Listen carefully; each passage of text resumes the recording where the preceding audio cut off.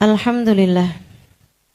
Wassalatu wassalamu ala Rasulillah Muhammad ibn Abdillah wa ala alihi wa sahbihi wa man wala.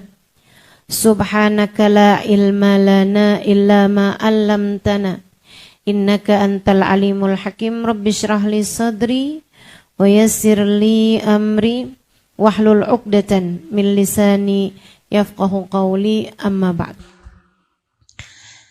Sama-sama kita hormati, kita sayangi segenap pimpinan majelis ta'lim, pimpinan pondok pesantren, para hubabah, para syarifah.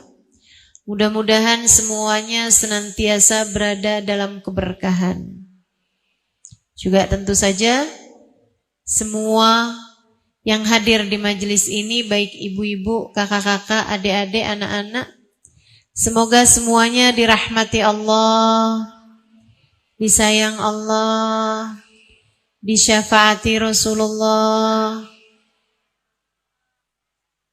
disayangi Rasulullah Muhammad sallallahu alaihi wa ala alihi wasallam, insyaallah. Amin ya rabbal alamin. Waktu Nabi Muhammad Isra dan Mi'raj, Nabi Muhammad dibawa Allah keliling surga, dibawa Allah keliling neraka. Kemudian Nabi Muhammad bercerita, sewaktu beliau telah sampai di bumi, ra'aitu lailata an usriya bi anna aktsar ahlin nar minan nisa. Malam saya di Isra Mi'rajkan, saya lihat di neraka kebanyakan penghuninya dari golongan kaum wanita. Tentu bukan artinya perempuan banyak ada di neraka dibandingkan dengan laki-laki, karena bisa juga berarti bahwa akhir zaman wanita jumlahnya lebih banyak daripada pria. Akan tetapi banyak di antara para sahabat yang kemudian bertanya kepada Nabi Muhammad, apa hal yang dapat membuat perempuan banyak berada di dalam neraka? Lima dzalika ya Rasulullah. Kata para sahabat, kenapa begitu wahai Rasul? Kenapa banyak laki-laki ada dalam, kenapa banyak perempuan ada dalam neraka? Nabi pun bercerita. Boleh yang pindah tempat, hanya berpindah badan aja, tidak bergerak suaranya, boleh?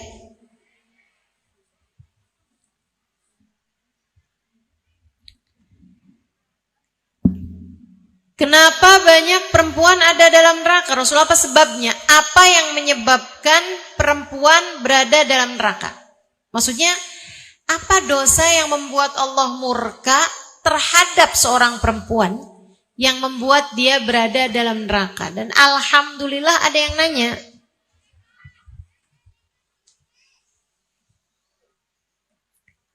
Karena dengan bertanya kita jadi tahu, sehingga semoga kita dapat menghindari agar tidak ada siapapun di antara kita yang menjadi salah satu di antara mereka yang Allah masukkan ke dalam neraka. Apa kata Nabi Muhammad alaihissalam? Dua sebab yang menyebabkan perempuan banyak ada di dalam neraka. Kata Nabi Muhammad bilang, li'annahunna yakthurnal la'nah wa yakfurnal ashirah. Sebab pertama, karena perempuan itu banyak melaknat, banyak ngata-ngatain orang, nggak pinter jagain lisan, nggak pinter jaga mulut. Sekarang ditambah nggak pinter jaga jempol dari komentar-komentar julid di internet, di media sosial. Ini yang menjadi penyebab banyaknya perempuan masuk dalam neraka. Kemudian yang kedua, li'annahunna yakfurna. Karena mereka suka gampang ingkar, gampang kufur. Ayakfurna billah, apakah mereka ingkar kepada Allah? Nabi Muhammad menjawab, la bal minal asyirah, tidak, melainkan ingkar terhadap suaminya, terhadap keluarganya. In ahsantum bihinna sanah. Perempuan neraka nih, kalau suaminya berbuat baik padanya setahun, kemudian disakiti sekali, dia akan bilang sepanjang hidup sama kamu, kamu gak pernah berbuat baik padaku sama sekali. Kayak kebaikan setahun habis dibakar sama kejelekan dia sekali aja. Jadi dua hal inilah yang menjadi penyebab perempuan banyak berada dalam neraka. Dan kalau kamu mau lebih memperhatikan, dua hal ini pula lah yang banyak menjadikan rumah tangga juga serasa berada dalam neraka. Istri yang tidak pandai menjaga lisannya. Istri yang tidak pandai berterima kasih kepada suaminya.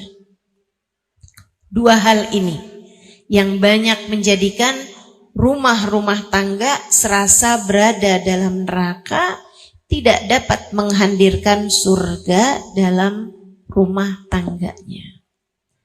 Makanya nih para istri, dengerin dengan baik, biar kamu tidak termasuk di antara yang menyesal ketika di hari akhirat nanti Allah Subhanahu wa taala tidak menyelamatkanmu. Jangan jadi orang yang menyesal.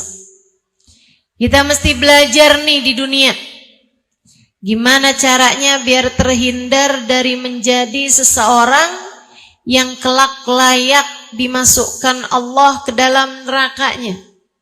Semoga semua yang hadir di sini jadi ahli-ahli surga. Yang jadi istri, yang jadi ibu, yang jadi anak, semoga semuanya jadi ahli surga.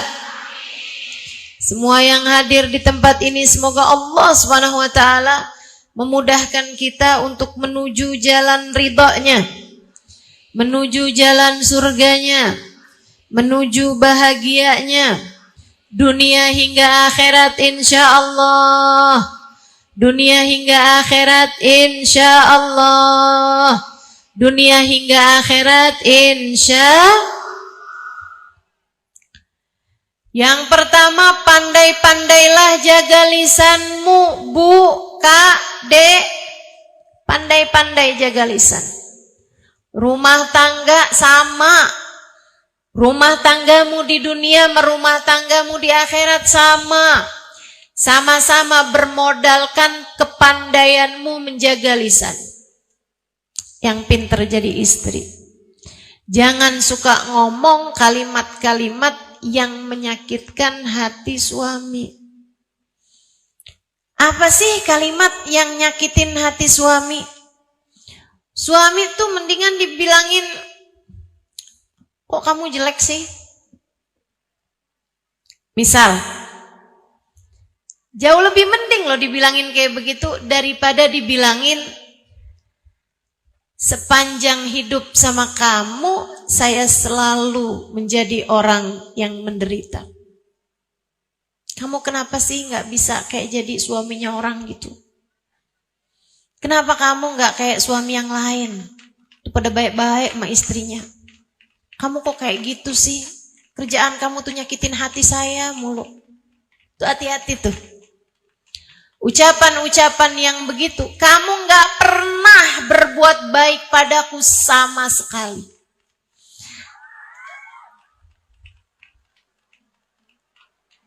Kamu selalu jadi orang yang menyakiti hati saya. Nih kalimat-kalimat yang seperti inilah yang banyak menghancurkan seorang istri hingga menghancurkan rumah tangganya. Kamu suami yang tidak berguna. Tuh. Kamu suami yang tidak berguna. Kesian. Kesian. Saya kesian sama suamimu.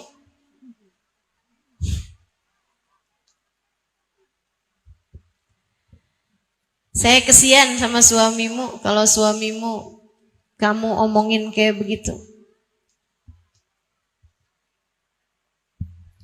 Hargai suamimu.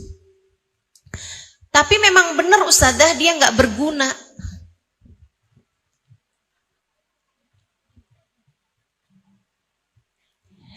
Seorang wanita yang mulia akan dapat memuliakan suaminya. Siapapun suaminya. Hanya perempuan yang hina yang akan selalu menghina suaminya. Siapapun suaminya. Perlakuanmu kepada suamimu tidak menunjukkan siapa dia, menunjukkan siapa kamu. Saya ulangi. Perlakuanmu kepada suamimu tidak menunjukkan siapa dia, menunjukkan siapa kamu. Perempuan yang mulia, suaminya siapapun, gak akan pernah ngomong kasar, gak akan pernah ngomong kotor, gak akan pernah manggil suaminya dengan nama yang ada di kebun binatang. Gak ada. Walaupun suaminya udah nyebutkan nama 10 binatang sekalipun, dia gak akan jawabin, emang cuman kamu yang tahu nama-nama binatang? Saya juga hafal. Gak gitu. Wanita yang mulia akan mampu memuliakan suaminya. Karena urusannya dengan dirimu sendiri, Kak. Urusanmu, perlakuanmu kepada suamimu adalah urusanmu dengan hisabmu sendiri, Dek. Saya sampaikan kepadamu atas nama cinta. Yang benar mas suami, yang hormat mas suami, muliain, hargai bagaimanapun seperti yang disampaikan Nabi Muhammad. Fanduri ilaih fa innama huwa jannatuki wa naruki. Perhatikan betul bagaimana perlakuanmu kepada suamimu. Ia adalah jalan surga ketika kamu memuliakan dia, jalan neraka ketika kamu menghina dan menyia-nyiakan dia. Jadi yang pinter-pinter jaga lisan. Ngomongmu yang bagus sama suami. Ngomongmu yang bagus. Yang bagus tuh yang gimana Ustazah? Nih, banyakin pujian. Banyakin pujian. Sama suami itu yang sering muji. Ustazah, masalahnya gak ada yang bisa saya puji dari diri suami saya. Ya kamu terlalu namanya. Kamu udah nikah berapa lama? 10 tahun Ustazah. Lah matamu kemana? Gak bisa lihat kebaikan-kebaikan dalam diri suami? Pasti ada, pasti punya. Semua orang tuh diciptakan lengkap dengan kebaikan dan keburukannya. Udah pasti. Nih Bu, saya kasih tahu ya Bu ya. Kadang-kadang fokus kita terhadap sesuatu yang kecil melupakan kita kepada sesuatu yang besar. Ada seseorang ngebangun tembok, bangun bangunan, bikin tembok, temboknya bata disusun-susun gitu. Habis selesai dia bangun, diliatin, oh cakep nih tembok yang udah saya bangun. Ada temennya lewat, nih tembok siapa yang bangun? Saya. Bagus kan? Ya tapi 2 batu bata ini miring nih. Oh iya ya. Ya ampun miring nih. Sedih dia liatnya. Sampai dia pamitan sama yang punya bangunan. Boleh nggak nih saya rubuhin tembok yang ini karena ada 2 batu batanya yang miring. Jangan dong, kan kita udah keluarin modal banyak nih buat bangun tembok ini. Dia bilang, tiap saya lewat tembok itu tiap hati saya sedih. Karena saya punya 2 batu bata yang miring. Sampai satu hari teman saya lewat. Terus dia bilang, siapa yang bangun tembok ini? Saya. Bagus. Apaan? Ini 2 batu batanya miring. Emang berapa banyak batu bata yang udah kamu bangun di sini? 200. Dia bilang, kalau kamu punya 200 batu bata yang miring 2, artinya kamu punya 198 yang bagus. Ini nih, kadang-kadang fokus kita sama 2 batu bata yang miring membuat kita lupa sama 198 yang lurus. Kita sama suami tuh sering kayak gitu. Kita sama anak kita juga sering kayak gitu. Kita sama orang tua kita juga sering kayak gitu. Kita sama diri kita aja suka kayak gitu. Fokus kita sama yang kurang, fokus kita sama yang salah, bikin kita lupa sama yang bagus-bagus, bikin kita lupa sama hal-hal baik yang datang dalam kehidupan kita. Makanya jagain. Kamu bisa bener ngomongnya kalau kamu bener cara mikirnya. Bu, Kak, Dek,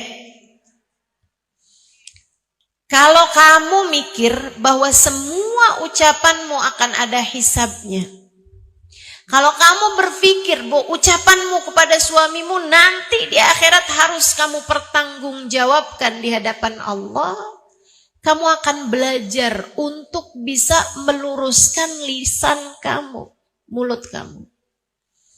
Kamu gak bisa bilang, misalnya, gitu ya, saya mau Ustazah emang ngomongnya kayak begini nih kasar, tapi hati saya lembut. Dari mana?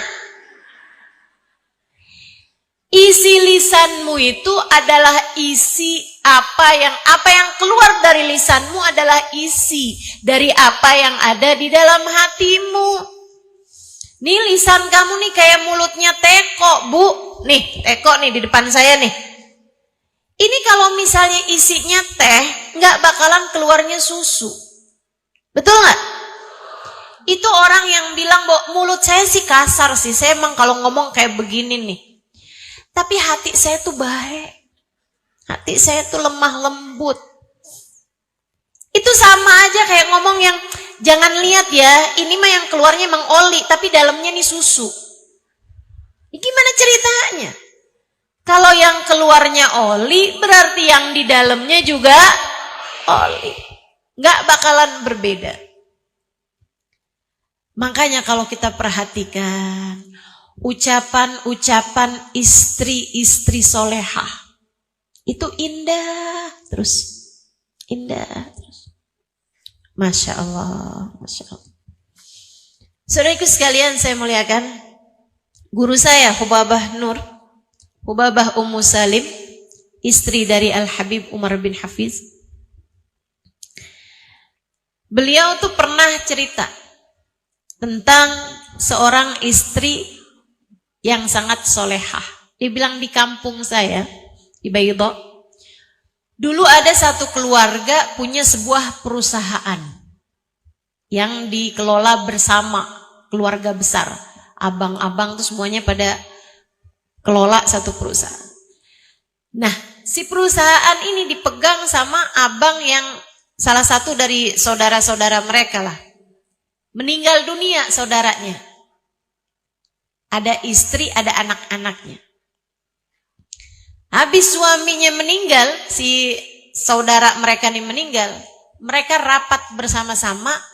Ini jandanya saudara kita nih jangan sampai kawin sama orang lain. Nanti kalau kawin sama orang lain, urusan perusahaan, urusan warisan jadi ribet. Karena orang lain masuk dalam keluarga kita. Lagi pula kan dikelola bersama nih, jadinya repot nanti ngurusinnya. Mendingan salah satu dari kita kawin sama dia. Tapi semuanya udah pada nikah kecuali ponakan yang umurnya waktu itu 20-an tahun. Sementara si janda ini umurnya sekitar 40-an tahun. Dia jauh lebih tua. Akhirnya dipanggil nih si ponakan. Diminta kawin sama janda pamannya. Paham ceritanya nih ya? Jangan-jangan kepikiran jemuran saya cerita nggak paham. Nah nggak apa-apa, baju basah. Cuman basah aja pakai air kok. Teman-teman sekalian, akhirnya nih karena dia mau dikawinkan sama istri pamannya, mantan atau iya mantan istri pamannya, janda pamannya, dan umurnya 2 kali umur dia gitu. Dia kan nggak mau. Jadi dia bilang, ayolah bapak, janganlah saya dikawinkan. Masa umurnya jadi kayak umur umi saya? Ayolah nak, udah kawin aja nak. Kita nih lagi beresin urusan-urusan keluarga besar kita nih. Udah gampang, nanti kalau kamu dapat 1 tahun, 2 tahun kepengen kawin lagi, ya gak apa-apa, nanti kita cariin.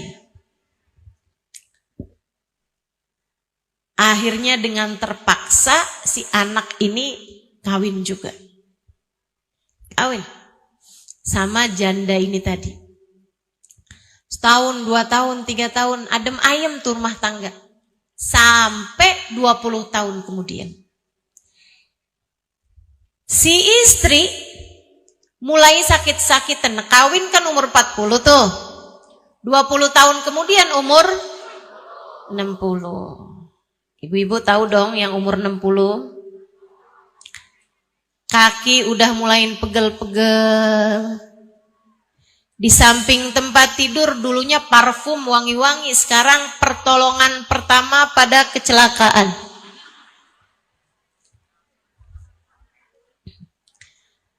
Ada balsem. Ada apa lagi? Itulah semua tuh. Masya Allah, Masya Allah. Saya tahu nih umurnya ibu-ibu nih, bukan dari lihat mukanya. Muka bisa berbohong, dengkul enggak. Udah berubah posisi tiap 15 menit, tuh. Tahuan umurmu tuh. Jadi di saat istrinya sekarang udah umur 60-an tahun nih. Si suami masih 40 tahun. Istrinya mulai kadang-kadang sakit-sakitan, sering masuk angin, sering ini itu segala macam. Jadinya ayahnya suaminya, ya, yang dulu ngawinin tuh, manggil si anak ini. Kemudian bilang, nak, katanya istri kamu sekarang udah mulai sering sakit-sakitan. Iya ya, doain ya, kesian. Nak, kalau kamu mau kawin lagi gak apa-apa kok. Kamu tinggal sebut aja, nanti kita lamarkan dia, dan nanti istri kamu biarkan ibu kamu yang ngomongin. Gak apa-apa. Nanti biar dia ngomongin baik-baik, insya Allah.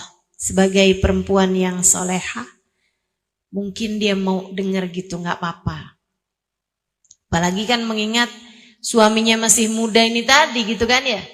Dan juga sekarang udah sakit-sakitan gitu si istrinya. Tapi ternyata jawaban suaminya luar biasa.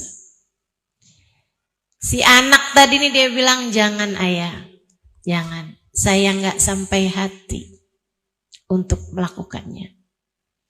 Dia bilang, kenapa memangnya nak?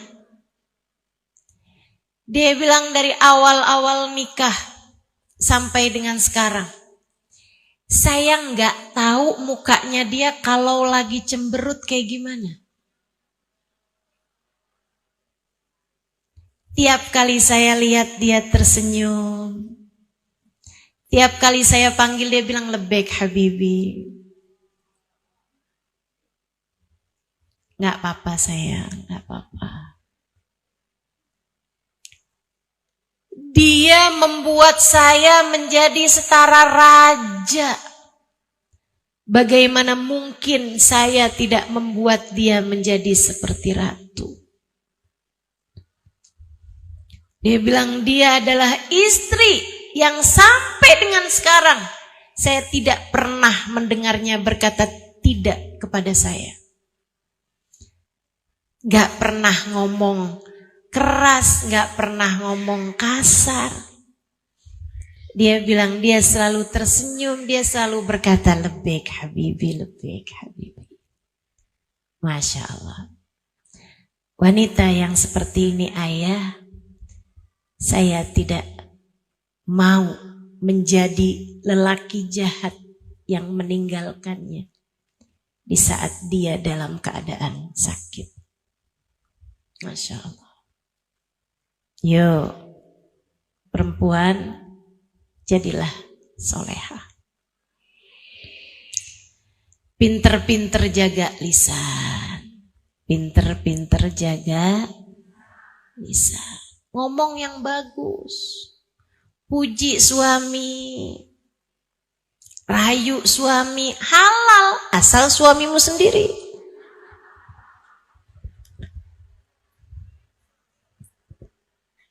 Jangan sampai nih. Ngomongnya bagus-bagus. Merayu sama suami orang. Jangan. Sama suamimu sendiri tuh. Kadang-kadang kalau ngomong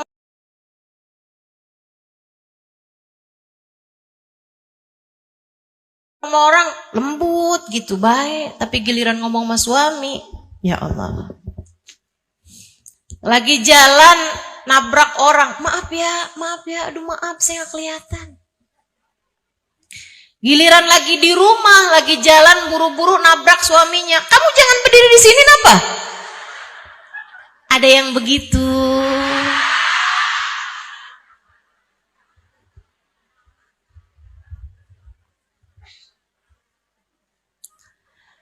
Kalau ada orang nih sama orang lain, dia ngasih kamu tempat duduk misalnya di bis, makasihnya sampai nggak kelar-kelar.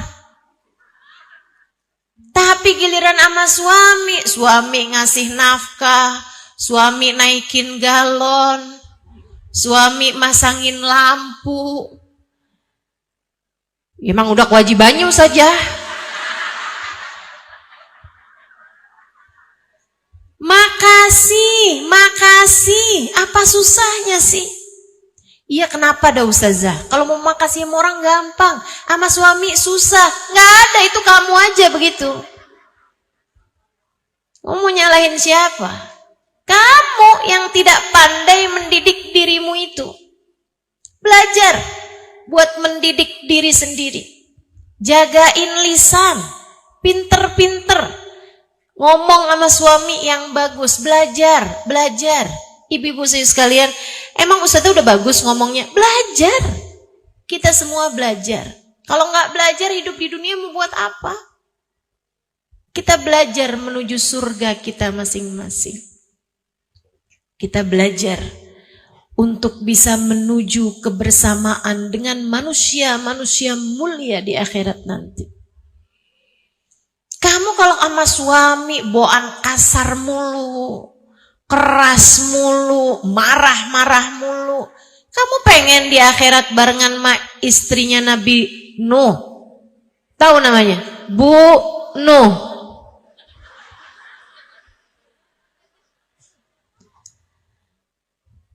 Jangan sampai di akhirat kita bersama dengan orang-orang yang dimurka Allah Subhanahu wa taala. Kata Nabi Muhammad sallallahu alaihi wasallam, "Ayyuma imra'atin qalat li zawjiha, ma ra'ait fika khairan qad tahwi biha fi nari jahannam 70 kharifa." Kalau ada seorang perempuan berkata pada suaminya,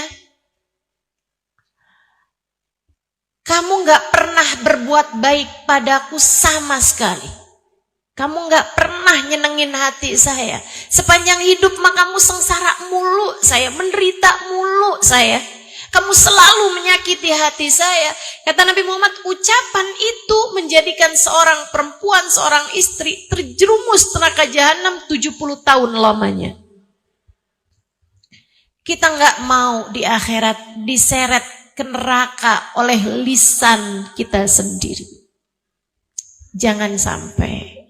Jangan sampai. Di akhirat kita ditarik ke neraka sama lisan kita sendiri. Karena ngomongnya nggak bagus. Ngomongnya nggak benar. Saudariku sekalian yang saya muliakan. Dan kalau bicara ngomong bagus, ngomong benar, berterima kasih, memuji, berkomentar yang baik-baik, yang harus mendapatkan kebaikanmu itu adalah orang yang paling dekat denganmu. Tentu saja adalah suamimu, anak-anakmu, orang tuamu. Katakan pada suamimu, andai waktu bisa kuulang, tak akan kupilih pasangan selain dirimu. Kata suaminya, memang kagak ada yang lamar kamu selain saya.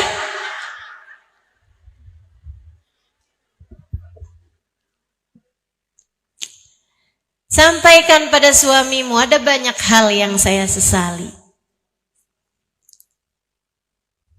Dan menikah denganmu bukan salah satunya. Ada banyak hal yang saya syukuri. Dan menikah denganmu adalah nomor satunya.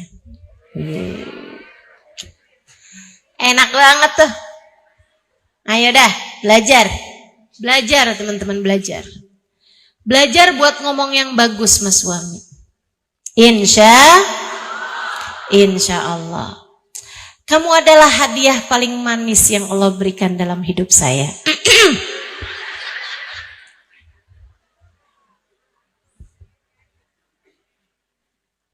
Terima kasih.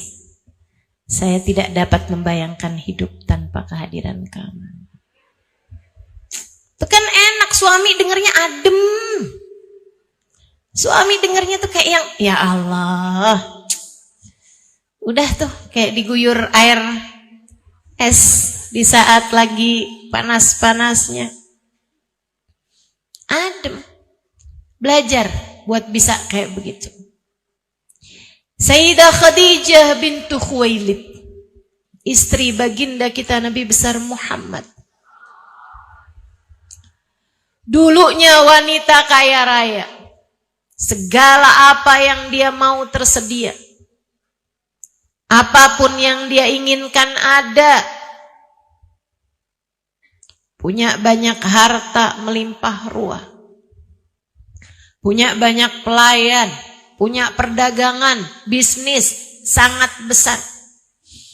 Tapi menikah dengan Nabi membuatnya habis-habisan. Hingga bahkan pada puncaknya mereka sekeluarga diboikot. Nabi Muhammad tinggal di rumah pengasingan. Di lembah Abu Thalib 2,5 tahun Nabi Muhammad bersama dengan Sayyidah Khadijah di sana. Orang gak boleh jual makanan sama mereka. Sehingga mereka seringkali berhari-hari menahan lapar. Sayyidah Khadijah kadang dapat minuman susu diberikannya kepada Nabi Muhammad. Sayyidah Khadijah bilang, saya enggak perlu Rasulullah, minumlah. Sayyidah Khadijah berkata, kuntu amshi amyalan. Saya terkadang berjalan bermil-mil jauhnya hanya untuk sekedar mencari makan. Lapar yang tak mampu kukuasai membuatku terpaksa makan dari daun-daunan hijau. Jalan bermil-mil nyari apaan aja, ketemu rumput dimakanin sama Sayyidah Khadijah. Kata Sayyidah Khadijah, sampai saya ngerasain gigi-gigi saya tambah hari tambah tajam. Kebanyakan ngunyahin rumput. Saudariku sekalian, sampai badan Sayyidah Khadijah hanya tinggal tulang berbalut kulit belaka. Di saat-saat seperti itu, Nabi Muhammad pernah berkata kepadanya, aku merasa malu padamu Khadijah. Dulu aku menikah denganmu sedangkan kamu adalah seorang perempuan yang kaya raya. Sekarang kamu menjadi miskin, Papa. Aku malu padamu, Khadijah. Dulu aku menikah denganmu sedangkan kamu adalah perempuan yang dimuliakan kaummu. Sekarang kamu bahkan dihina dengan sampai sedemikiannya, wahai Khadijah. Aku malu padamu. Aku menikah denganmu sedangkan kamu adalah seorang perempuan yang cantik jelita. Sekarang maafkan aku, Khadijah. Maafkan aku, Khadijah. Jadi tinggal tulang baru kulit belaka, teman-teman. Apa jawab Sayyidah Khadijah? Beliau tersenyum kemudian berkata, ya Rasulullah, jangan pernah merasa begitu, wahai Rasul. Engkau harus tahu, sejak aku menikah denganmu, telah kujadikan hidupku, hartaku, tenagaku, bahkan nyawaku, kupersembahkan untukmu ya Rasulullah. Nih perempuan model begini. Pantas jika Allah membangunkan untuknya sebuah rumah di surga. Jaminan dari Allah SWT yang Allah sampaikan lewat malaikat Jibril kepada baginda kita Nabi besar Muhammad sallallahu alaihi wasallam. Bu, kamu jangan mikir ya Khadijah jadi Khadijah, suaminya kan Nabi Muhammad. Saya gimana mau baik, Ustazah, suami saya modelannya kayak gitu. Ibu-ibu saudaraku sekalian, berbulan-bulan gak dapat makanan yang layak dimakan. Hanya sesekali dikirimin susu, diminum. Hanya sesekali mendapatkan kiriman roti-roti kering, dimakan. Kemudian jagain lapar lagi sampai berhari-hari lagi. Kamu sanggup? Kamu sanggup? Sayyidah Khadijah bersama dengan segala kesusahannya dalam kehidupan. Sayyidah Khadijah bersama dengan segala lara, duka, air mata, perjuangan. Bersama dengan itu semuanya, innaha maqalat la qattu inda zawjiha. Sesungguhnya Khadijah adalah istri yang tak pernah berkata tidak kepada suaminya. Saudariku sekalian yang saya muliakan, ini bukan tentang siapa suamimu, ini tentang kamu, bagaimana akhlakmu kepada suamimu. Kamu tidak akan dihisab atas apa yang dilakukan suamimu kepadamu. Kamu hanya akan dimintai pertanggungjawaban atas perlakuanmu kepada suami. Suamimu lagi pengen marah-marah, ya udah biarin, kamu jangan. Suamimu lagi pengen kesel sama kamu, ya udah biarin, kamu jangan. Tetaplah jaga diri, tetaplah jaga lisan. Sebab apa yang kamu lakukan semuanya hanya akan kembali kepada dirimu sendiri. Belajar buat sabar. Belajar buat benar. Belajar untuk selalu soleha. Kapanpun, dimanapun, dan dalam keadaan seperti apapun. Insya Allah. Tuh, paling utama, jaga lisan. Pengen menghadirkan surga dalam rumah tanggamu, mesti pinter-pinter jagain lisan. Dan Bu, nih mumpung belum masuk nisfu Sya'ban, jangan sampai di malam nisfu Allah turunkan ampunan, kamu tidak mendapatkannya. Salah satu penyebabnya adalah karena suamimu tidak ridho padamu. Yuk, mumpung belum masuk nisfu Sya'ban, belum masuk bulan suci Ramadan, minta maaf sama suami. minta maaf sama suami. Tapi minta maafnya yang serius. Jangan yang kata ustazah nih suruh minta maaf. Maaf ya. Emang kenapa? Ya kali-kali bikin salah, kali-kali. Tapi jangan lupa kamu juga punya banyak salah.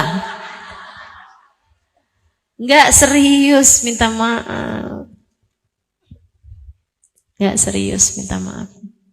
Minta maaf yang serius. Insya Allah. Sering-seringlah minta maaf kepada suami. Karena teman-teman, ada hadisnya tuh. Thalathatun la turfa' salatuhum fawqa ru'usihim shibra. 3 kelompok orang kalau sholat enggak keangkat 1 jengkal pun dari atas kepalanya. Kalau enggak keangkat, berarti enggak naik. Kalau enggak naik, berarti enggak terkirim. Kalau enggak terkirim, enggak bakal sampai. Kalau enggak sampai, bagaimana mungkin diterima? Kalau diterima aja enggak, gimana mungkin untuk mendapatkan balasan? Ini enggak keangkat, katanya Nabi Muhammad, 1 jengkal pun dari atas kepalanya. 3 kelompok orang. Kayak yang sholat sih, tapi percuma aja enggak keangkat gitu. Tapi bukan artinya udah kalau gitu nggak usah sholat aja dah sekalian. Gak gitu. Sebab akhirat bagaimanapun harus kita jalani nantinya. Dan kalau bukan hidup yang sekarang di dunia, hidup yang mana lagi yang akan kamu pakai untuk mencari bekal buat akhiratmu nanti? Harus hidup yang sekarang. Makanya harus benar-benar nyari bekal. Jangan termasuk 3 kelompok orang ini. Siapa mereka wahai Rasul? Yang pertama kata Nabi Muhammad, man amma qauman wa hum lahu karihun. Siapa yang memimpin satu daerah dan rakyatnya, warganya benci kepada dia karena kezaliman yang telah dia lakukan.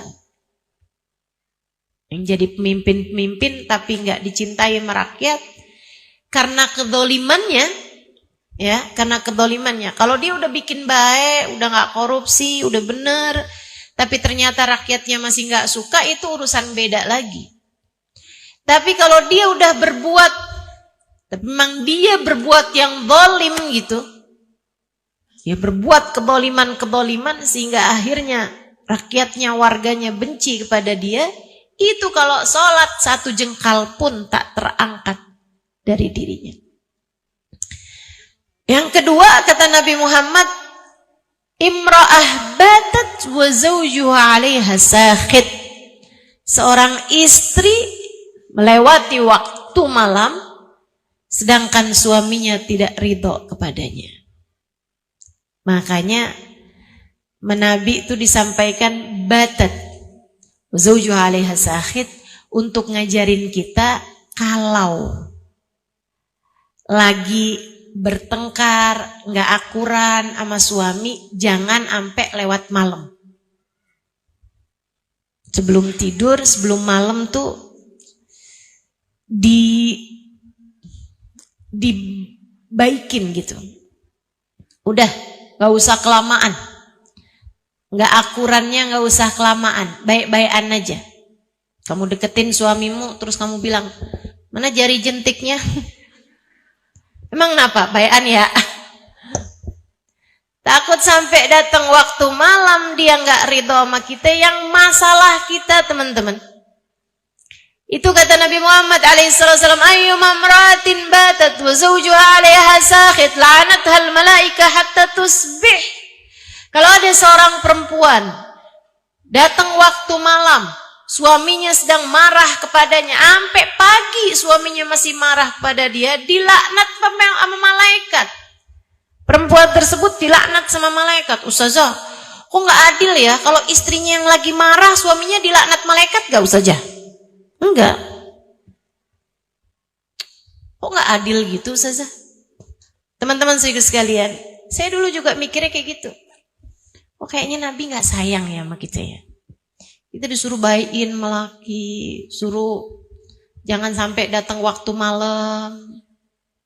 Kita gak minta maaf sama dia, gitu. Tapi abisnya saya jalanin, karena hadis ini saya jadi takut. Jadi takut memalamkan masalah sampai besok pagi. Suami marah malam tuh saya takut. Satu, takut dilaknat malaikat. Kayaknya percuma kalau saya sholat ini, sholat itu. Gak bakalan keterima juga gitu. Yang kedua, saya takut mati. Itu gimana ceritanya kalau saya sampai mati dalam keadaan suami gak ridho. Yang namanya kematian kan bisa datang kapan waktu. Walaupun alhamdulillah sampai sekarang masih hidup. Karena hadis ini nih, saya jadinya takut buat memalamkan masalah. Saya berusaha untuk menghindarkan gengsi, menekan emosi, minta maaf kepada dia. Saudaraku sekalian saya muliakan, dan begitu minta maaf, saling baik-baikan, udah tuh enak, bisa tidur nyenyak, ya kan? Besok pagi bangun lebih ceria gitu. Alhamdulillah. Nabi Muhammad memang luar biasa. Bu, kelihatannya tuh kayak yang, kok Nabi gak ngebelain kita yang perempuan ya? Disuruhnya kita minta maaf. Ibu, yang susah maafin tuh kita. Coba tuh, kamu bayangin, kamu inget-inget deh. Kalau suamimu lagi marah terus kamu datang, maaf ya, tadi tuh saya tuh kebawa hawa nafsu, bawa emosi, maaf ya. Maaf ya. Apa yang suamimu bilang? Iya udah gak apa-apa. Gitu paling. Betul gak? Coba kamu inget-inget. Seingat saya gak gitu Ustazah. Kamu punya suami? Enggak. Saya gak nanya sama kamu. Rata-rata tuh suami kayak begitu. Tapi kalau suaminya yang minta maaf sama istri, maafin ya? Enggak. Ayo dong maafin. Enggak. Kita tuh susah. Semakin dimintain maaf, semakin egonya naik-naik terus. Bukan begitu? Makanya teman-teman, kecuali nih, saya mau kasih tahu juga nih sama para suami nih. Kalau mau minta maaf sama istri tuh gampang. Maaf ya, enggak. Saya udah transfer tuh tadi.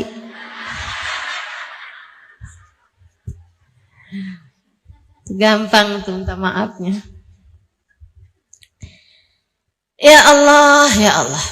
Teman-teman saudariku sekalian yang saya muliakan, jadi Nabi kayak kelihatannya nggak sayang sama perempuan gitu. Tapi sejatinya beliau sedang sangat sayang pada kita. Nabi nggak mau kita mengendap kemarahan-kemarahan. Nih, saya kasih tahu teman-teman. Rasa yang tidak terluahkan hanya akan mengendap di memorimu dan menjadi penyakit di kemudian hari. Rasa-rasa negatif yang tidak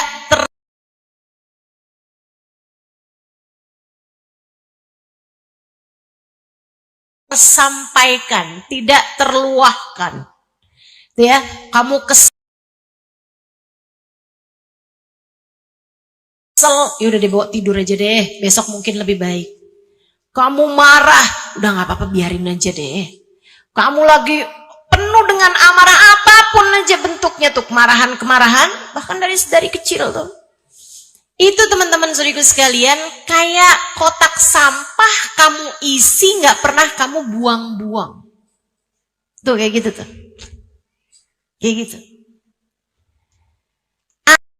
Bad mood aja gitu.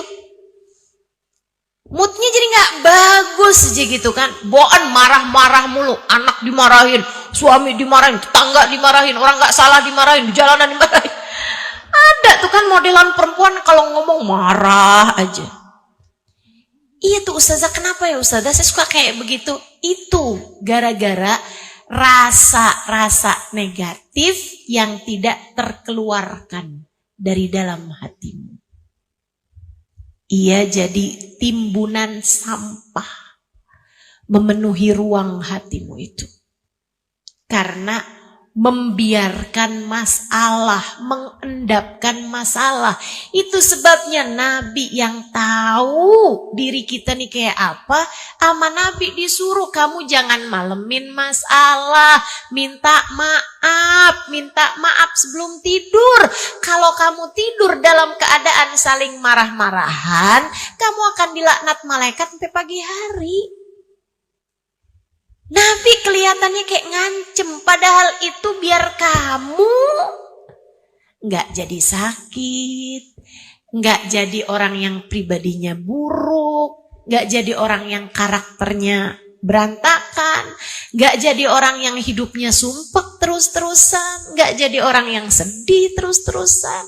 Justru karena rahmatnya kepada kita, makanya Nabi diajarin begitu.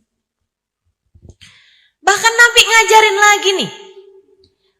Tapi Rasul, ini masalah berat banget Rasul. Saya gak bisa maafin suami saya dalam waktu dekat. Kata Nabi, oke kalau gitu 3 hari. Jangan lebih dari 3 hari. Jangan lebih 3 hari. La yahil limri'in. Gak halal, kata Nabi. Gak halal bagi seseorang untuk mendiamkan suaminya, temennya dalam keadaan marah ya, lebih dari 3 hari. Itu ajaran Islam teman-teman. Biar kamu tuh gak terus ngendep. Wah kan. Ustazah nih masalahnya nih timbunan sampah di hati saya kayak udah banyak deh Ustazah. Saya ini terlalu banyak menyimpan bencian, kekesalan, kekecewaan di dalam hati. Gimana caranya biar terkeluarkan? Bu, itu sama kayak gini nih. Ini saya ajarin, ini ilmu penting. Ini saya ajarin. Kamu kalau ngerasa, iya loh, hati saya nih kayaknya keras gitu. Kayaknya saya kalau bener tuh yang tadi dibilang tuh. Keluarnya tuh kasar, keluarnya itu kalimat-kalimat yang gak bagus, keluarnya kata-kata yang menyakitkan gitu. Padahal saya udah belajar, udah berusaha gitu, tapi gak tahu kenapa gitu, asal ngelihat suami, asal ngelihat anak bawaan pengen marah aja, pengen kesel aja gitu. Kenapa begitu? Itu tadi, hatimu tuh ada banyak sampah, sehingga ketika dibuka tuh yang keluar sampah mulu gitu, udah kepenuhan. Kalau gitu ngebersihinnya gimana? Ini saya kasih tahu, karena saya sayang. Dengerin saya. Gimana cara membersihkan air di gelas yang sudah penuh dengan air oli misalnya. Ini isinya oli nih, gelas nih misalnya. Saya mau bersihin. Gimana caranya? Teman-teman saya sekalian, tuangin air yang bersih. Terus aja dia luber sampai lama-lama habis semua yang kotor-kotor. Jelas? Apa tuh air yang bersih itu? Rahmatnya Allah. Rahmatnya Allah yang turun. Di mana dapetin rahmatnya Allah yang turun? Mohon maaf nih ya. Udah sore gini nih, keluar dari subuh. Gimana caranya biar rahmatnya Allah itu turun? Di mana turunnya? Ada pada hati yang merunduk pada Allah SWT. Ada di majelis-majelis, pertemuan-pertemuan yang baik, di sholat malammu, di waktu kamu baca Al-Quran, di waktu kamu kangen sama Nabi Muhammad, saat bersolawat kepada Nabi Muhammad, tuh lagi dituangin. Apa cirinya? Saudaraku sekalian, apa cirinya? Kalau air tadi itu udah luber, cirinya keluar air. Maka orang yang dalam keadaan sedang dibersihkan Allah dari sampah-sampah, hatinya akan menangis saat-saat ia beribadah pada Allah Ta'ala. Kamu pengen bersihkan hati kamu, sering-seringlah menangis kepada Allah Ta'ala. Sering-seringlah mengalirkan air mata. Entah karena merasa malu kepada Allah, entah karena merasa takut atas dosa-dosa yang telah kamu lakukan. Bukan nangis karena nonton drakor. Bukan. Nangis karena rindu kepada Allah. Nangis karena rindu kepada Rasulullah. Air mata yang terus berkeluaran itu membersihkan hatimu, teman-teman. Membersihkan hatimu. Itu sebabnya salah satu dari 4 hal yang Nabi Muhammad berlindung darinya. Allahumma inni a'udzubika min ilmin la yanfa. Ya Allah, aku berlindung kepadamu dari ilmu yang tidak bermanfaat. Wa min qalbin la yahsha. Dari hati yang tidak bisa khusyuk. Min du'ain la yusma. Dari doa yang tidak engkau dengar. Wa min ainin la tadma. Dari mata yang tidak bisa menangis. Nabi sampai mohon perlindungan. Kenapa? Gak bersih-bersih hatinya. Gak bersih-bersih hati. Bersihin hati kamu. Kalau hatinya bersih, nanti lama-lama lisannya juga jadi bersih. Gak bisa lagi ngomong kasar, gak bisa lagi ngomong kotor. Ngomongnya yang bagus-bagus, ngomongnya yang manis-manis. Jadi pengen menghadirkan surga dalam rumah tangga, lisanmu bagusin, jaga lisan, insya. Yang keduanya, kata Nabi Muhammad, penyebab perempuan banyak masuk neraka li annahunna yakfurna, karena perempuan tuh suka gampang ingkar. Yakfurna billah, ingkar sama suaminya, gak beriman gitu, ingkar kepada Allah wahai Rasul, gak beriman kepada Allah. La bal minal asyirah, bukan, tapi ingkar kepada suaminya. Gak pinter bersyukur. Itu tadi, ngelihat suaminya kayak yang laki nih gak ada gunanya nih, bikin susah hidup saya aja nih. Kayaknya yang lebih mudah hidup saya kalau saya gak punya dia nih. Gimana nih cara saya mengenyahkan dia dalam kehidupan saya? Astagfirullah. Pandai-pandailah berterima kasih. Mesti belajar, terus belajar, terus belajar. Lihatin kebaikan-kebaikan dia dan berterima kasihlah. Dihargain. Berterima kasihnya tuh disampaikan apa enggak? Lebih bagus jika disampaikan. Makasih ya. Kenapa makasih? Ya kamu udah transfer. Ya kan biasanya juga saya transfer. Ya makasih. Kasih. Kan ada juga yang enggak mau transfer. Kamu mau transfer. Alhamdulillah, makasih ya sayang. Mudah-mudahan rezeki kamu tambah berkah. Enggak, maksud saya ngajarin kamu ngomong gitu sama suami. Saya enggak lagi doain kamu. Ibu-ibu nih kalau urusan rezeki berkah, amin. Rezeki banyak. Tuh kan? Masya Allah, enggak bisa dengar urusan rezeki tinggal amin aja ibu. Kamu ngomong gitu sama suaminya. Sama suami. Yang sering bikin istri nggak bisa terima suami, nggak bisa terima kasih sama suami, itu gara-gara urusan finansial, urusan ekonomi. Betul ya? Dia tuh ustazah nggak pernah bisa bawa saya jalan-jalan ke luar negeri. Dia tuh ustazah nggak bisa beliin saya rumah, nggak bisa beliin saya kendaraan. Saya tuh miskin aja hidup sama dia. Misalnya gitu. Jadi susah terima kasihnya. Saudaraku sekalian yang saya muliakan, kalau masalahnya adalah masalah ekonomi, pernah nggak kamu kepikir begini nih? Jangan-jangan karena nikahnya sama perempuan kayak saya, Allah susahkan rezeki bagi suami saya. Pernah nggak kamu mikir kayak begitu? Nggak pernah kan? Padahal yang namanya rezeki itu Allah tuh ketika jadikan rezeki suami lancar untuk memberi nafkah kepada istrinya, itu sebenarnya Allah juga sedang memberi rezeki kepadamu gitu. Lewat jalan suami. Nah kalau kemudian rezekinya seret, enggak semestinya kamu salahkan suami kamu.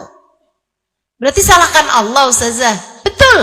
Tapi lewat introspeksi. Kenapa Allah memberikan rezeki kepada saya nih susah? Kenapa? Bukan artinya salahkan Allah ya ini ya. Jangan salah paham. Maksud saya itu yang memberi rezeki yang seret itu adalah Allah SWT. Kamu tinggal introspeksi. Jelas kok Allah ngasih panduan masalah rezeki itu jelas. Kata Allah SWT, A'udzu billahi minasyaitonir rajim. Man yattaqillaha yaj'al lahu makhraja wa yarzuqhu min haitsu la yahtasib. Wa man yatawakkal 'ala Allahi fahuwa hasbuh. Innallaha balighu amrih. Qad ja'alallahu likulli syai'in qadra.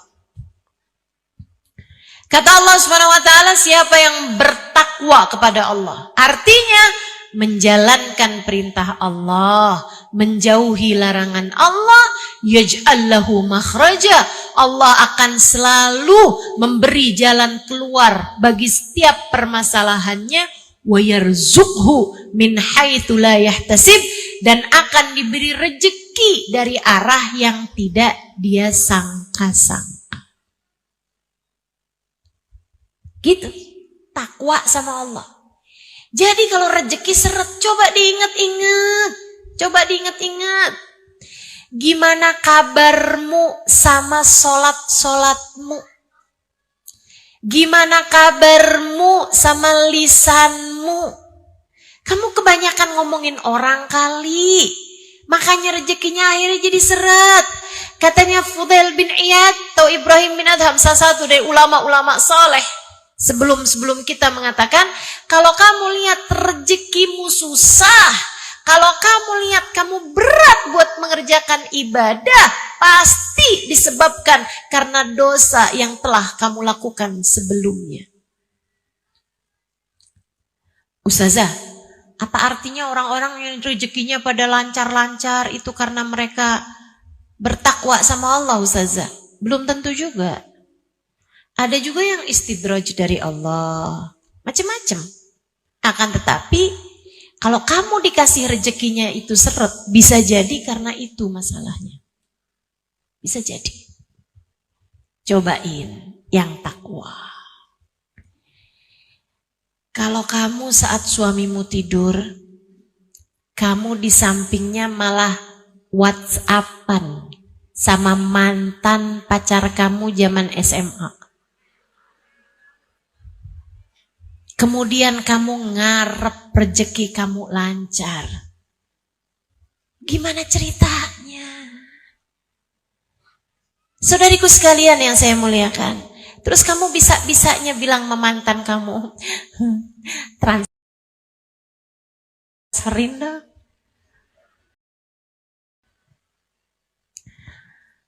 Kamu bahkan meminta kepada yang gak halal bagi kamu.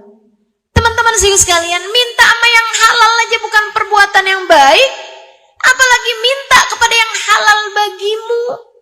Kamu sudah membiarkan hatimu mengerjakan perbuatan dosa yang begitu besar, kemudian kamu berharap Allah memberikan rezeki kepadamu dengan mudah, rezeki yang berkah. Ya susah teman-teman, susah. Yuk, benerin. Kualitas mutu hidupmu tuh bagusin. Banyakin istighfar, minta ampun sama Allah. Cobalah bangun di waktu malam. Cobalah bangun di waktu malam. Kerjakan beberapa rakaat tahajud. Kemudian bilang sama Allah, ya Allah, maafkan aku atas segala dosa-dosaku ya Allah. Malu kepadamu ya Allah. Jadi hamba gak ngerti-ngerti juga sampai sekarang. Ya Allah, maaf ya Allah. Dosa terus-terusan, maaf ya Allah. Maaf ya Allah. Maaf ya Allah. Akhlak tidak terdidik, kerjaan marah-marah mulu, ngata-ngatain orang mulu. Maaf ya Allah. Maaf ya Allah. Maaf ya Allah. Maaf ya Allah. Maaf ya Allah. Jauhkan aku dari dosa-dosa ya Allah. Mampukan aku menghindari segala dosa ya Allah. Dekatkan aku kepadamu ya Allah. Terimalah taubatku ya Allah. Terus coba kamu kerjakan. Kamu akan lihat betapa Allah SWT ketika melihat kesungguh-sungguhan hatimu mendekat padanya, Allah bukakan pintu rahmatnya. Dan kalau ada pintu rahmatnya dibuka, pintu rejeki itu jauh lebih kecil daripada pintu rahmatnya Allah. Allah akan buka lebar-lebar bagimu. Gitu teman-teman. Gitu. Jadi jangan sampai rejekimu seret, kamu malah marah-marahin suami. Kata Allah, rejekimu aku seretin karena akhlak kamu yang buruk. Malah ditambahin. Ya tambah seret bakalannya. Tambah susah bakalannya. Saudaraku sekalian yang saya muliakan, ini pengakuan dari para laki-laki. Kenapa ya? Kalau keluar rumah dalam keadaan habis bentak istri, habis ngomong gak enak sama istri sama anak, itu rezeki kayak susah gitu sepanjang hari. Tuh, suami aja ngerasain kayak begitu. Kamu juga. Kalau kamu gak pinter-pinter untuk menjaga dirimu dari segala dosa-dosa, maka akan jadinya kayak begitu.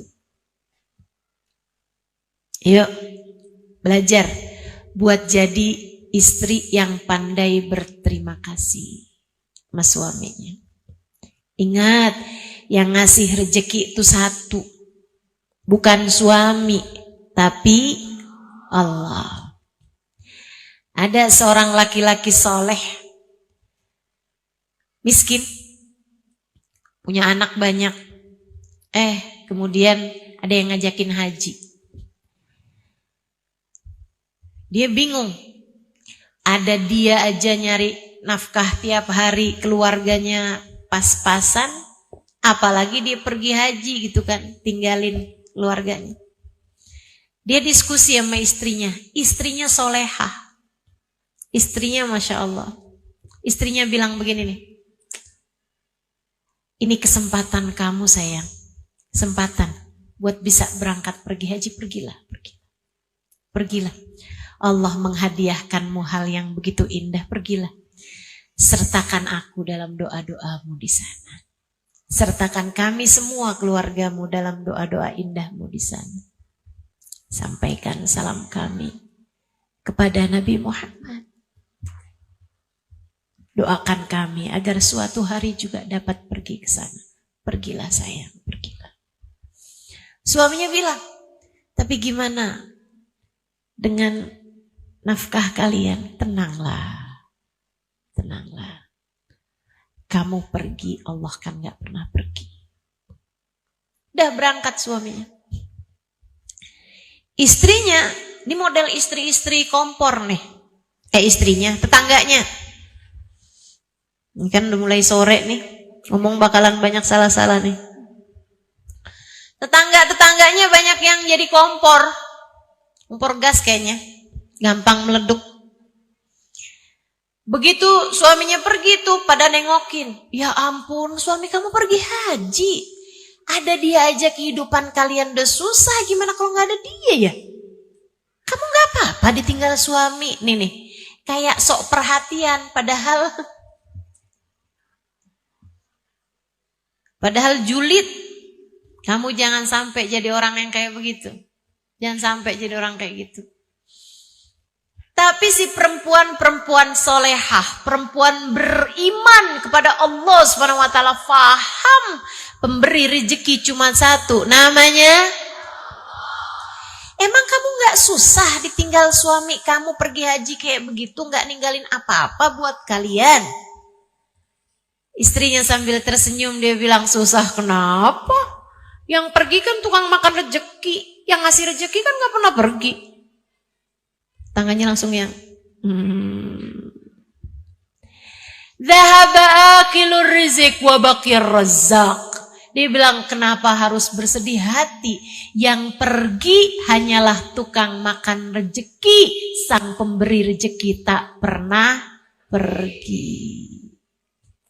Gitu. Hidup dunia mah cuman segini-gini aja, Bu. Hidup dunia mah cuman segini-gini aja, Kak. Kamu ngarep apa juga dari kehidupan dunia yang cuman segini-gini ini nih? Gak ada yang bisa diharap. Dunia mah kayak gini-gini aja. Iya kan? Kamu pengen punya apa sih sampai segitunya? Suami kamu hina-hina, suami kamu gak bolehin. Kalau gak bawa duit, jangan pulang sekalian. Apa yang mau kamu kejar, teman-teman? Walaupun punya uang sebanyak apapun, kalian gak akan bisa makan lebih daripada seukuran lambung sendiri. Kamu walaupun punya duit sebanyak apapun, gak akan pakai baju kecuali selapis. Mau pakai baju berapa lapis? Hah? Oh, duit saya banyak, saya pakai baju sekalian A7. Ada yang mau kayak begitu? Gak ada. Saudariku sekalian yang saya muliakan, mau apa juga dari kehidupan dunia ini? Kalau kamu punya ya alhamdulillah dinikmati. Kalau gak punya gak usah sampai segitunya, sampai nyari yang haram-haram buat kamu kejar. Dunia ini akan ada akhirnya, saudariku sekalian. Begitu kamu mati, berlianmu gak akan kamu bawa masuk dalam kuburan. Begitu kamu meninggal dunia, semuanya hanya akan kamu sisakan untuk yang hidup. Apa yang kamu punya tak akan lagi menjadi milikmu. Maka belajarlah untuk berterima kasih kepada rezeki yang telah Allah Subhanahu wa taala berikan kepadamu. Berterima kasihlah kepada Allah atas limpahan rezeki yang Allah berikan kepadamu. Bu, alhamdulillah. Mata bisa lihat, telinga bisa dengar, mulut bisa ngomong. Betul? Alhamdulillah, kaki masih bisa digerakkan, tangan masih bisa bergerak. Alhamdulillah. Ibu mau jual mata 1 miliar? Gak mau kok. Udah, nikmatin aja hidupmu. Saya banyak ketemu orang-orang kaya gak bahagia-bahagia amat juga, Bu. Biasa-biasa aja. Biasa-biasa aja. Maka udah aja. Semuanya disesuaikan. Saya sering sampaikan, sesedikit apapun uang yang kamu punya cukup untuk membiayai hidupmu. Sebanyak apapun uang yang kamu punya nggak akan cukup untuk membiayai gaya hidupmu. Maka kalau hidup pengen tenang, jangan banyak gaya. Disesuaikan. Insya. Kali lagi yang punya rezeki, yang ngasih rezeki, namanya. Dah. Saya mau ajarin Ibu kalau masuk rumah, baca ayat kursi. Bikin hati jadi adem, rumah tangga jadi damai. Ya, kita dengerin adzan dulu. Itu adzan?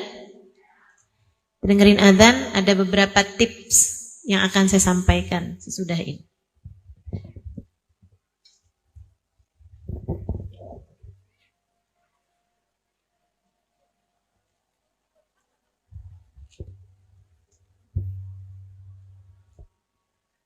La haula wala quwwata illa billah. La haula wala quwwata illa billah. La haula wala quwwata illa billah.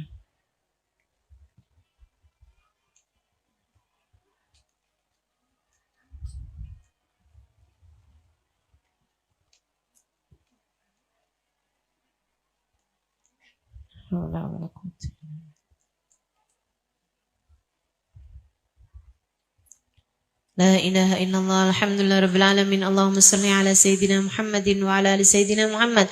Allahumma rabba hadhihi da'wati tammah wa salatil qa'imah. Ati sayyidina Muhammadin al-wasilata wal fadilah wa syarafa wa darajatal aliyata rafi'ah. Wa batul maqamal mahmud alladhi wa'attah. Innaka la tuhliful mi'ad ya arhamar rahimin. Rabbi ufli wa li walidayya, Rabbi ufli wa li walidayya, Rabbi ufli wa li walidayya, Rabbi ufli wa li walidayya, Rabbi ufli wa li walidayya warhamhuma kama rabbayani saghira. Wa sallallahu ala sayyidina Muhammadin wa ala alihi wa sahbihi wa sallam. Walhamdulillahi rabbil alamin.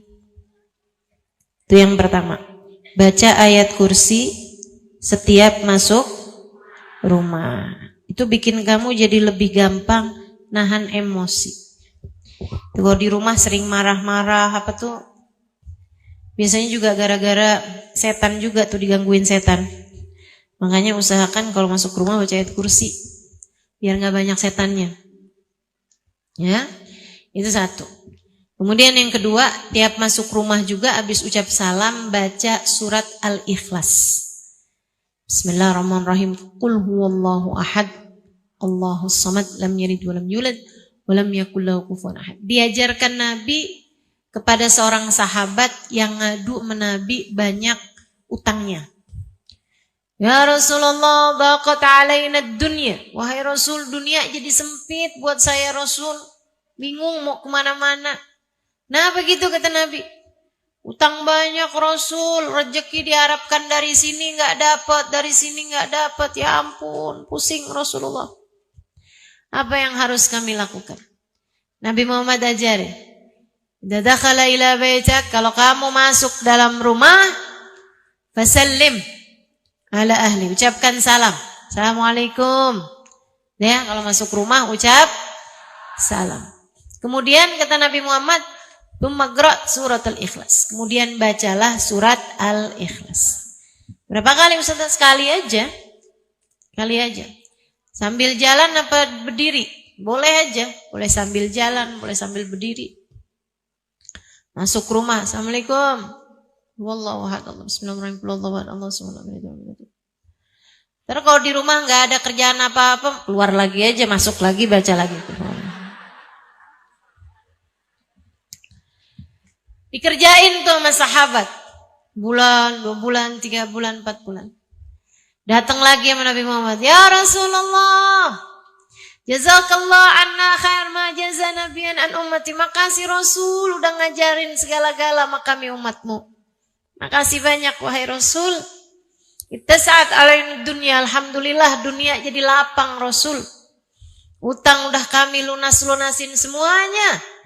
Wa dunya dakhal ala baitina wa in kunna raghimin. Dunia kayak masuk terus-terusan. Walaupun kami udah gak kepengen lagi, tetap udah masuk aja tuh dunianya. Kayak gak cuma masuk dari pintu, di jendela-jendela juga gitu. Masya Allah. Ayo bismillah.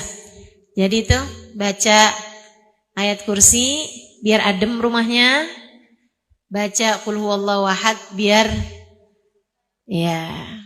melimpah rezekinya. Gitu ya. Ustazah udah baca kulhu nih, masih seret-seret juga. Introspeksi diri coba. Ini kan, inget-ingetin. Dosa apa nih yang masih terus-terusan kamu kerjakan. Begitu.